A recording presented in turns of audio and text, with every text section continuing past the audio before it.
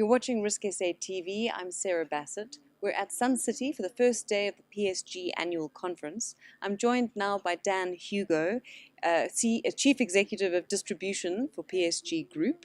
Dan, you shared with us today a really interesting talk with great practical insights around how advisors can grow their income flows and grow their business in line with the theme for the conference this year.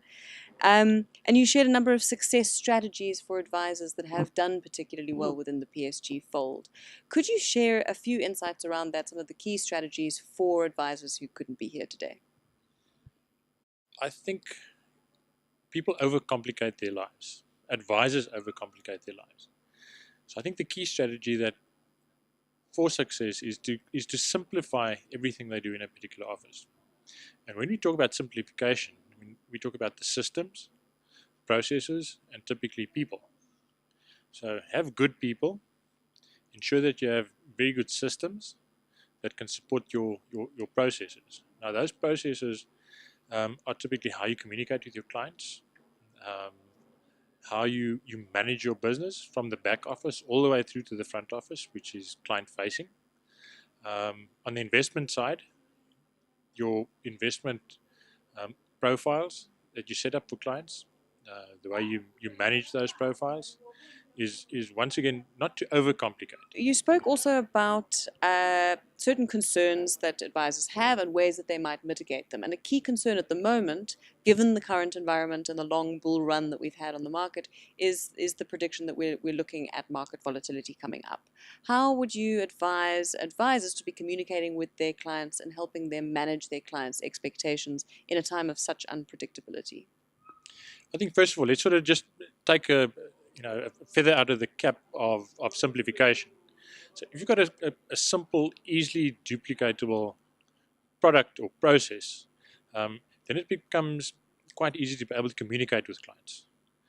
It gives you the opportunity to have one communication that goes out to multiple clients. And to be able to communicate is the key in managing clients' expectations. So in a market with a lot of volatility, and we've experienced a lot of volatility the past year already, it's how do you actually manage that expectation, communicate with your client, whether it's face-to-face, whether it's by telephone, whether it's by electronic communication, but communicate with your client. The final thing was you were looking at opportunities and the fact that there are a lot of common problems which actually have solutions which can turn them into opportunities. What are some of the key opportunities that you foresee?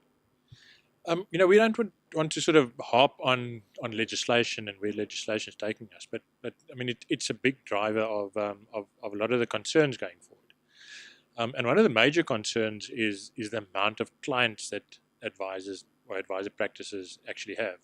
So an advisor or a practice has to align themselves with a number of clients that they have. And the way of aligning is typically segmentation. So understand who your client is, what that client looks like, what that client's needs are all about. Use that in a segmentation process. And once you've got that, you can set up a service model for each of those segmented groups of clients. So you know exactly what the product, what the service, what the way of communication it is that you will be applying to each of those segments of clients. So it starts off with segmentation. It gives you the opportunity to communicate correctly. It also gives you an opportunity to actually expand on your practice, because typically you aren't getting to those clients. I mean, there are lots of, I think, opportunities that you can bring additional people into your practice to be able to grow your practice in that way. So with segmentation, when it gives you an opportunity to communicate, as I've said earlier, gives you an opportunity to know what group of clients you can you offer whatever service it is that you're offering and at what level you're offering those services, and it gives you insight into what clients you can actually farm off to a partner or a junior advisor in your practice. Interesting. On that topic of spending time with clients and ensuring that you're getting to them, you had some interesting insights around time management and how particularly successful advisors divide their time. I think that's probably one of the biggest challenges that advisors have is how much time do you actually spend with a client? Or how do you actually allocate your total time within a particular practice? I mean, how often you want to play golf and how often you want to sit in front of clients.